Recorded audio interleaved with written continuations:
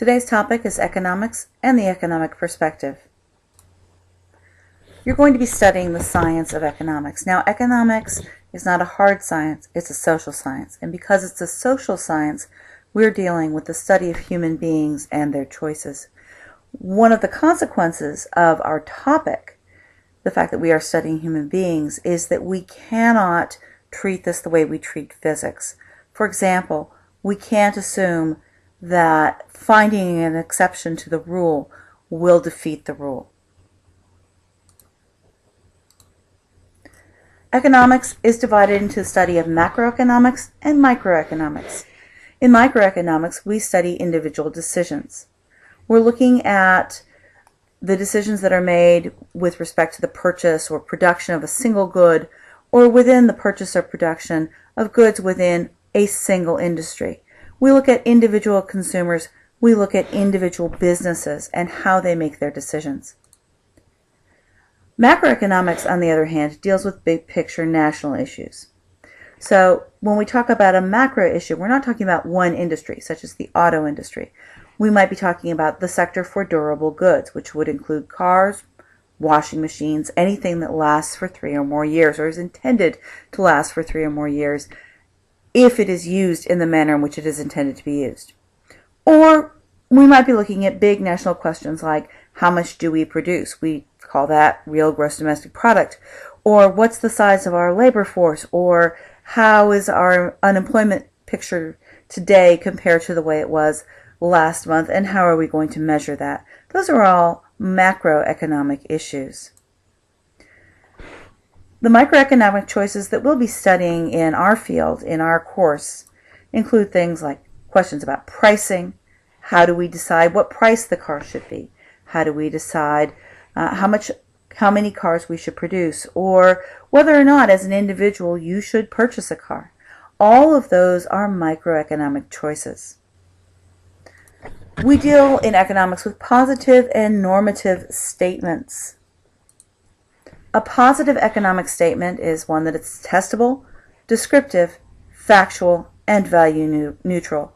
Testable simply means that we can actually go out and look at real-world observations, gather data, find out whether or not a statement is true.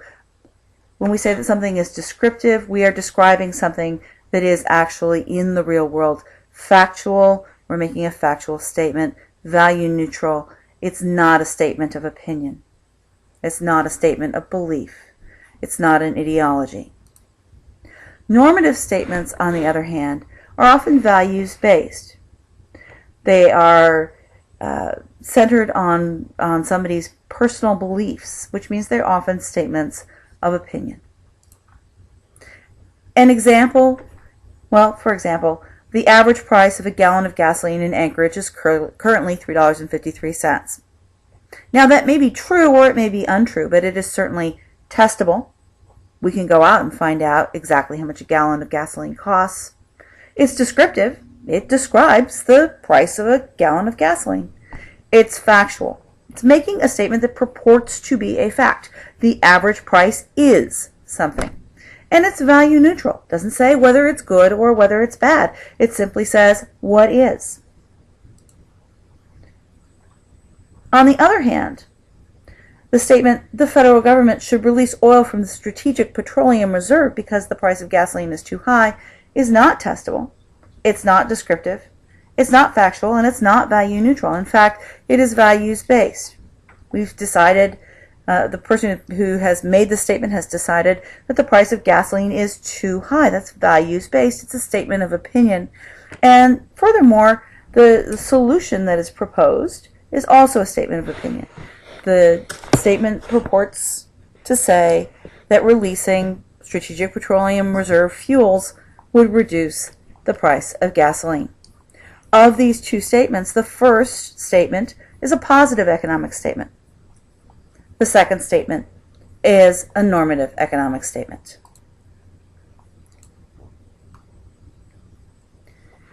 The economic perspective is made up of several components. The first component is scarcity. The second is an assumption of purposeful behavior. The third is way of looking at the world is called marginal analysis. And the fourth is the use of theories and models. And we will look at each one of these four things individually. Scarcity.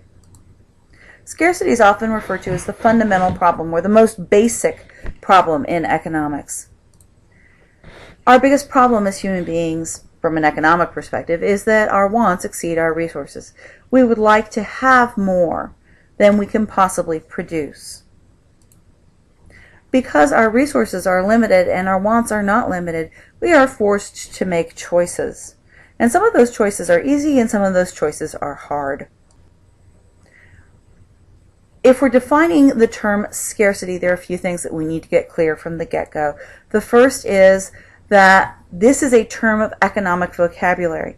One of the biggest problems for students of economics is often that the English meaning of a word conflicts with its economics meaning of a word. This is a particularized term of art. The word scarce is used to mean something different in economics than it means in common English usage. And so as an economist, you have to be careful about how you use this word. When we say that something is economically scarce, we do not mean that it is rare. In English, the word scarce typically means that there is not much of something. For an economist, well, something that is rare might be scarce or it might not. In order to be scarce, there must be two conditions that are met. The first condition is that somebody wants this item. If nobody wants it, it doesn't matter how rare it is, it will not be economically scarce.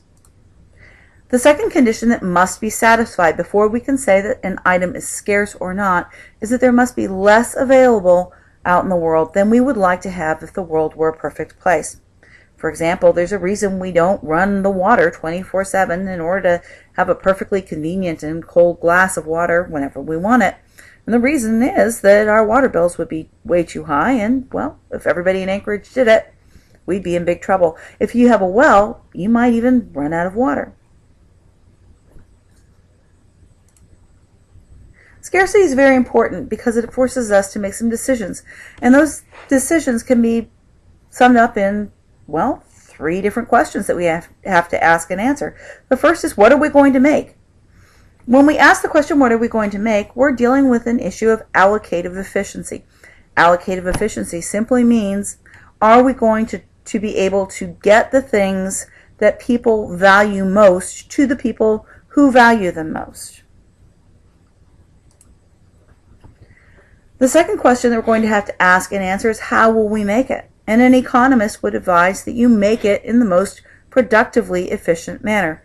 Something is productively efficient if it does not waste any resources and does things at the lowest cost. Cost being measured in any way that you choose to measure it. It could be measured in dollars and cents. It could be measured in amounts of resource. It could be measured in time. And our last question is going to be, who gets the stuff? Sometimes this could be a question of Pareto efficiency. And Pareto efficiency occurs whenever you have reached a situation where it is impossible to make somebody better off without making somebody else worse off. Our second assumption, our second component of the economic view of the world is the assumption of purposeful behavior. This is sometimes phrased as an assumption of rational behavior. Once again, we have a conflict between the English language meaning of the word and the economics meaning of the word. In English, the word rational typically means sane or thoughtful. In economics, it means that actions that are undertaken, things that we choose to do because we believe they will make us better off. Now, there can be some problems with our assumptions of purposeful behavior. The first problem is that we can simply have bad information. We can believe that we are making ourselves better off, but in fact be undermining ourselves because we don't have good information. Short-term versus long-term interests. What makes us better off in the near future may make us worse off in the farther off future. Our short-term interests may conflict with our long-term interests. For example, a student who skips class is typically thinking of short-term interests. Short-term interests being the fun that they're going to have when they skip class, the thing they're going to do, the fact that they're going to sleep in an extra hour, whatever it is. The long-term interests, on the other hand, may mean that a student doesn't pass a class. And we have a problem of predictable irrationality. Predictable irrationality is something that is in great discussion right now with the field of behavioral economics. It turns out that human beings have some hardwired responses. We tend to be risk averse, and, well, we tend to make some crazy decisions because things like, well, believe it or not, money and sex light up the same sectors of the brain. We get excited about money in odd ways, and it affects our decision making. There are problems with bubbles and irrational exuberance. A bubble is simply a situation in which people end up paying overly inflated prices because they overestimate value. One of the most famous of the bubbles is the Dutch tulip bubble of the 1630s. In the Dutch tulip bubble, people were actually paying more for individual tulip bulbs than the value of the most expensive real estate in Amsterdam in the 1630s. And at the time, people were doing this because they believed that they were making themselves better off. They believed that the price of tulips would only continue to go up and that they would be able to sell those tulip bulbs to somebody else at a higher price in the future. Unfortunately, as you can probably guess, the tulip bubble eventually crashed, and it left many people absolutely desperate. Bubbles are not a thing of the past. This graphic from the New York Times shows you what happened with home values in the early and mid-2000s. As you can see, there's a massive spike here up between 1998 and 2007, with home prices falling again, beginning to fall in the end period of this graph. They, in fact, have continued to fall. If you look at the graph as a whole, you'll find that prices for homes kind of center around a price of $110,000. Now, this is a benchmark that has been created by adjusting for inflation. So it assumes that prices have actually changed over time, but that the value of money has also changed at the same time. So we've equalized for changes in price that are simply changes in the value of money. If you look at this, you can see that that big boom, labeled current boom, is way out of whack with the general trend for prices. And that typically spikes in prices have been followed by a return to the baseline of around 110. This was a bubble, and it's one of the bubbles that helped to bring down the American economy in the year 2007. Another part of the economic perspective is something called marginal analysis. We rarely make all or nothing decisions. Economists are concerned not with whether or not you will purchase gasoline, but instead, how much gasoline will you purchase? Is a little bit acceptable or is a lot acceptable? How much are we going to buy? And because of that, we deal with decisions at the margin. When we talk about a decision at the margin, we're talking about having a little extra, getting some additional, buying one more unit of something. There are a couple of rules of thumb that we need to pay attention to in marginal analysis. The first rule of thumb is that when you produce or consume additional units, your marginal costs will increase. That means that earlier units will cost you less than later units. Now, the cost is not just measured in terms of dollars and cents. It's measured in terms of opportunity costs, things that we are giving up in order to make a choice. It is also measured in terms of time and other resources. Remember that not all resources are equally suited to all tasks. I could, if I were really trying, probably make a car out of wood, but let's be honest, metal is a much better choice. And when we choose to use additional resources for one purpose, we may find ourselves giving up other choices that have higher social or individual value. For example, in North Korea, most resources are put into production for military use.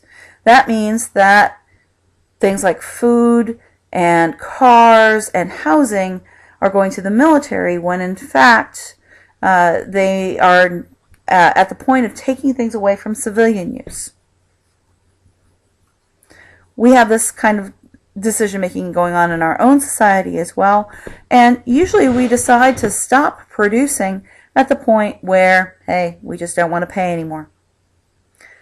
The other thing that we need to keep in mind in our rules of thumb is that marginal benefits decrease as we consume or produce additional units. The reason is, quite simply, that when you already have one of something, an additional unit will have less value to you than the first one will. And the example that I'm going to use in just a moment is the example of refrigerators. Now, we have to be very careful not to confuse total utility with marginal utility. Total utility is the amount of satisfaction that you are going to receive from having all of the units that you possess. Marginal utility is just the satisfaction or benefit that you receive from adding an additional unit. One more term that we need to define is the term utility. Utility is sometimes defined as usefulness, but it's actually, in economics speaking, a little bit more than that. It's benefit, it's satisfaction, it's whatever you're going to get out of having this item. So my example involves refrigerators. Let's say you have a couple. This couple is retired. They have no children living at home. They entertain occasionally, but not often. And we're going to use a scale of 1 to 10 to rate our utility, satisfaction, or benefit. So if this couple didn't have a refrigerator, they had 0 refrigerators, and they acquired 1 refrigerator, a marginal refrigerator, an additional refrigerator, that first refrigerator would probably have very, very high marginal utility. It would probably have something approaching 10 on a scale of 1 to 10. Going from not having any refrigeration at all to having a refrigerator would be a really kind of life-changing experience. If you already have 1 refrigerator, though, and you acquire a second refrigerator, that second refrigerator will not be as useful to you as the first one was. It will still be useful, but it will not be as useful. And that's why I've assigned a utility rating of 8 to that second refrigerator. Now that's probably a little bit on the high side, but I'm going to assume that our theoretical couple here really likes refrigerators. Even if you really like a refrigerator, second one, while very useful, is not as useful as the first. Now, I'm assuming that these are all regular sized refrigerators. So our marginal utility for refrigerator number 2 is 8 units of satisfaction or benefit. Our total utility now is 18, the first 10 plus the additional 8. Now, our couple already has 2 refrigerators. They're going to add a third refrigerator. Remember, this couple doesn't have any children living at home, and they entertain only occasionally, but not often. Even if you are a great lover of refrigerators, refrigerator number 3 will not carry as much benefit or satisfaction as refrigerator number 2. Therefore, the marginal utility of refrigerator number 3 might be 6, a slightly lower number. Even though our marginal utility has decreased, it's gone from 8 to 6, our total utility is increasing because we're going to add together all 3 refrigerators, giving us a total of 24. And now, well, we're getting kind of ridiculous. We're adding a 4th refrigerator. It will have some use, some benefit. It will create some satisfaction, but it will also bring less satisfaction than the 3rd refrigerator did. Consequently, our total utility continues to go up, but it doesn't go up quite as quickly as it used to. In case you're wondering about those people with their fictional refrigerators, they're actually my parents, and yes, they do own 4 refrigerators. Another hallmark of the economic perspective is the use of theories and models. Theories and models are simply ways of expressing our ideas about economics and testing them. Now remember, we are studying human choices, and therefore our theories and models are going to be based on observations of human behavior. And let's be honest, there is always somebody weird. Now when I say somebody weird, I mean somebody who goes against the grain. If everybody in a room loves fish, there will be somebody there who hates it. If there are lots of people who love to watch football, there's going to be a hockey fan, somebody who would rather watch hockey instead. So there will always be somebody whose preferences are different from the group as a whole. We're going to ignore that. We're going to ignore that. And when we deal with theories and models, we're going to make some generalizations. We're going to ask ourselves, what would most people who are interested in this thing be likely to do? The second thing about theories and models is that as economists, while we can't actually use the scientific method, we can't go out and test things on everybody, there are just too many people, we can test against data. We can gather information and we can see if the information that occurs out there in the real world actually holds up our theory. And when we find information that doesn't hold with our theory, we should reject the theory. Theories that stand up to testing and time end up with the moniker economic principles. When we talk about economic models, we're talking about theories that we're going to apply general rules of thumb. These are generalizations, and their purpose is to reduce complexity. This cartoon illustrates what we should be doing whenever we have data that does not prove our theory. If it turns out the data doesn't work with the theory, we should be rejecting the theory. Unfortunately, all too often, what happens is we get really invested in theories because often our theories end up having some ideological components, some political components. There are certain things that certain economic theories that tend to get aligned with beliefs about the world and how the world works.